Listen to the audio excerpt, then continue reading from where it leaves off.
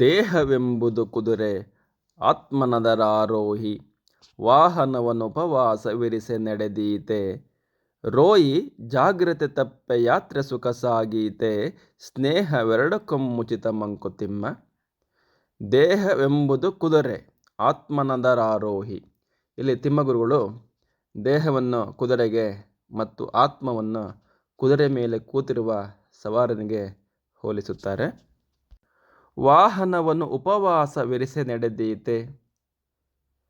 ಕುದುರೆ ಅಥವಾ ದೇಹ ಶಕ್ತಿಯುತವಾಗಿರಬೇಕಾದರೆ ಅದಕ್ಕೆ ಸಮರ್ಪಕವಾದ ಆರೈಕೆ, ಆಹಾರ, ವಿಶ್ರಾಂತಿ, ವ್ಯಾಯಾಮ ಬೇಕು.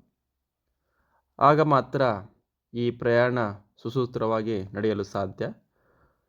ಈ ದೇಹವೆಂಬ ಕುದುರೆಯನ್ನು ಉಪವಾಸವಿರಿಸಿ ಸೊರಗಿಸಿದರೆ, ತುಂಬ ದಂಡಿಸಿದರೆ ನಮ್ಮ ಜೀವನದ ಯಾತ್ರೆ ಸುಸೂತ್ರವಾಗಿ ನಡೆಯಲು ಸಾಧ್ಯವೇ ಅಂತ ಇಲ್ಲಿ ತಿಮ್ಮಗುರು ಕೇಳ್ತಾರೆ. ರೋಯಿ ಜಾಗ್ರತೆ ತಪ್ಪೆ ಯಾತ್ರೆ ಸುಖ ಸಾಗೀತೆ. ಅದರಂತೆ ಈ ಆತ್ಮ ಎಂಬ ಸವಾರ ಈ ದೇಹ ಎಂಬ ಕುದುರೆ ಮೇಲೆ ಹೋಗ್ತಾ ಇರುವಾಗ ಜಾಗ್ರತೆಯಿಂದ ಈ ದೇಹವನ್ನು, ಕುದುರೆಯನ್ನು ಓಡಿಸಬೇಕಾಗುತ್ತದೆ. ಈ ದೇಹ ಎಂಬ ಕುದುರೆ ಎಷ್ಟೇ ಬಲಿಷ್ಠವಾಗಿದ್ದರೂ ಸವಾರನಿಗೆ ಜಾಗ್ರತೆ ಇಲ್ಲದಿದ್ದಾಗ ಇಂದ್ರಿಯ ಲಾಲಸೆಯಿಂದ ಅದು ತಪ್ಪು ದಾರಿಗೆ ಹೋಗಬಹುದು, ಸೋಮಾರಿಯಾಗಬಹುದು, ಅಥವಾ ಪಯಣದಲ್ಲಿ ತನ್ನ ಗುರಿಯನ್ನು ತಲುಪದೇ ಇರಬಹುದು. ಆದ್ದರಿಂದ ಸ್ನೇಹ ಎರಡಕ್ಕೊಮ್ಮುಚಿತ ಮಂಕುತಿಮ್ಮ. ದೇಹವಿಲ್ಲದೆ ಆತ್ಮ ತನ್ನ ಗುರಿಯನ್ನು ತಲುಪಲು ಸಾಧ್ಯವಿಲ್ಲ.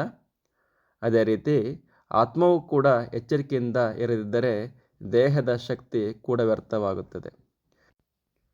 ಎರಡೂ ಸ್ನೇಹಿತರಂತೆ ಹೊಂದಿಕೊಂಡಾಗಲೇ ಜೀವನದ ಪಯಣ ಸುಗಮವಾಗಿ, ಸುರಕ್ಷಿತವಾಗಿ ಹಾಗೂ ಸಂತೋಷಕರವಾಗಿರುತ್ತದೆ ಅಂತ ಇಲ್ಲಿ ಹೇಳ್ತಾರೆ.